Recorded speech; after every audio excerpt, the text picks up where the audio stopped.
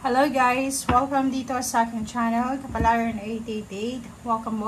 Alamin natin kung ano ang messages, vibration, energy. Ito ay para sa first week ng December 2024. Alamin natin, Gemini, kung ano ang messages na pwedeng makaresonate sa'yo ngayong linggong ito. Okay, so doon sa mga bago kong subscribers, thank you guys sa inyong lahat. Maraming salamat din. Sa mga nagsusuporta dito sa aking channel, yung mga nagsisend ng super chat ba yun? Okay, so, or super thanks. Thank you guys. I hope na nakukuha nyo yung mensahe talaga na gusto nyo marinig. Okay. Gemini, first 3 cards natin dito is Forest, Music, Winter Solstice. Okay. Nakikita ko siya dito, Gemini, since this one is holiday season, December, January, February, March energy. Nakikita ko siya dito na this December, binibigyan ka ng pagkakataon ng universe na makapag-rest, makapag-reflect, makapag-meditate, mag-spend time sa iyong family, sa nature, sa pet, kung may pet ka, sa friends. So, nakikita ko share dito na sisimulan mo yung December na harmonious, happy, okay, fulfillment, achievement yung nararamdaman mo dito. So, posibleng isa ang musika, 'di ba? Ang musika or pwedeng yung pagkakanta, yun yung pwedeng makatulong sa'yo para ma-relax yung energy mo or ma-relax ka. And nakikita ko siya dito na if ever lang marami kang mga iniisip sa buhay, Gemini, makakatulong sa iyo ngayong December yung simoy ng hangin sa probinsya, sa dagat, or as much as possible siguro, pwede kang makalakad-lakad sa nature, or pwedeng malakas ka, pwede kang mag mountain climbing or mountain hiking, parang ganun. Okay? Okay, Gemini. Okay, ngayon tingnan natin kung anong message sa'yo ni Archangel Michael. So, in general siya. So, pwedeng tungkol ka sa love life, sa emotion, or pwedeng sa money. Okay?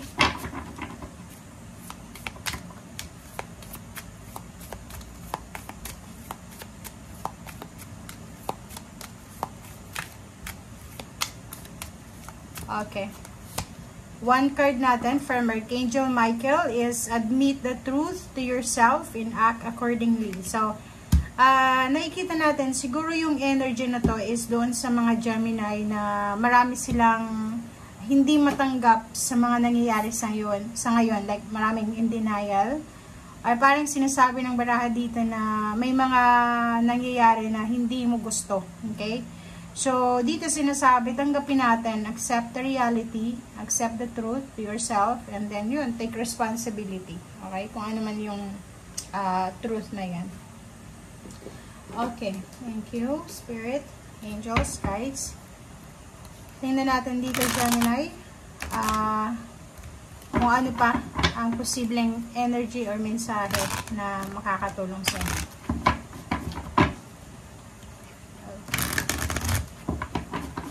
Weekly tarot reading para sa lahat ng Gemini. Okay, first card natin is King of Swords. Yung King of Swords na to, mayroong ibang Gemini na gusto nang makaalis sa sitwasyon na sobrang sama, sobrang hindi maganda. Pwedeng may mga sitwasyon sa buhay mo na parang hate mo. So, nakikita ko siya dito na yung focus mo is moving forward, positive movement forward. And nakikita ko siya dito na nakafocus ka talaga para sa pagbabago ng iyong buhay. Ito siya.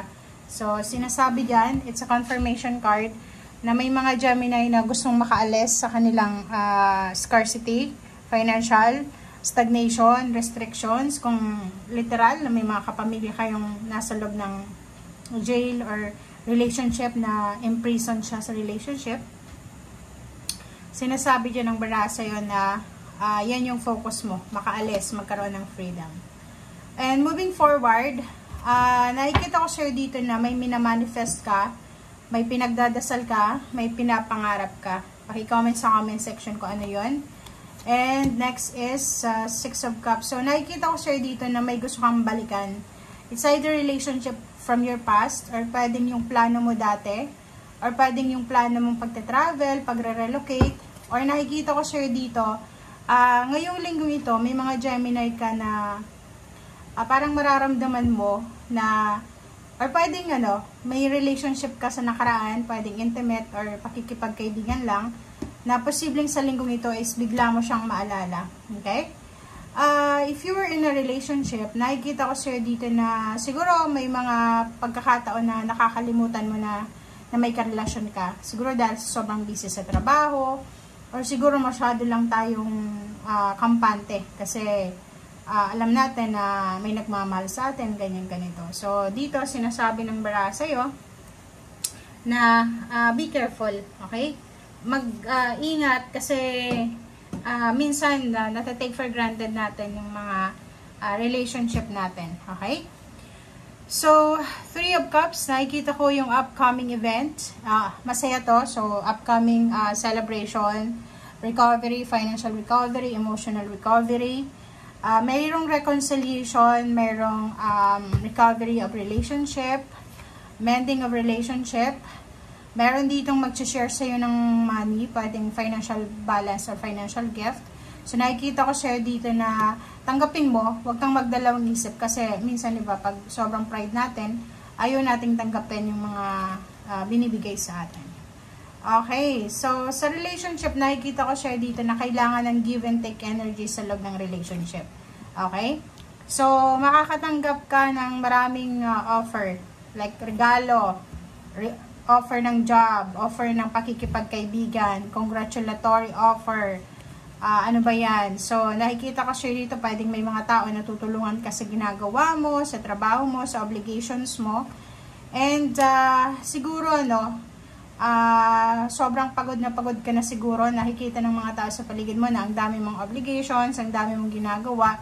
So, nakikita ko siya dito na may mga tao na tutulungan ka sa ginagawa mo, lalo na kung in a relationship ka. Okay? Nakikita ko na tutulungan ka ng karelasyon mo, like siguro kung lilipat ka ng bahay, mag-move out ka, move in. So, nakikita natin na may mga tao dito willing kang tulungan. Nakikita ko share dito, may minamanifest kang lump sum of money. Okay? So, paki-comment sa comment section. Nakikita ko may lump sum of money dito na minamanifest yung iba. And, hindi sila makatulog sa gabi. Siguro, 9 months na silang ganon. Nakikita ko siya dito na posibleng matutuloy na siya. Okay? So, moving out, moving in, travel, relocation, pwedeng yan yung matutuloy. May mga balita ka na matatanggap na pwedeng pagkakitaan. May mga balita ka din na matatanggap na pwedeng maging tulong sa'yo para sa mga iniisip mong gustong simulan, like yung iba gustong makipagrelasyon, yung iba gustong mag-travel. But sinasabi ng brasser dito na bago mo makuha kung ano man itong minamanifest mo, kailangan munang lumabas ka dyan sa pinagtataguan mo or dyan sa comfort zone mo. So, sinasabi na mas malawak yung magandang buhay sa labas kaysa sa kung nasaan ka man sa ngayon. Okay? Thank you guys for watching and see you again. Bye!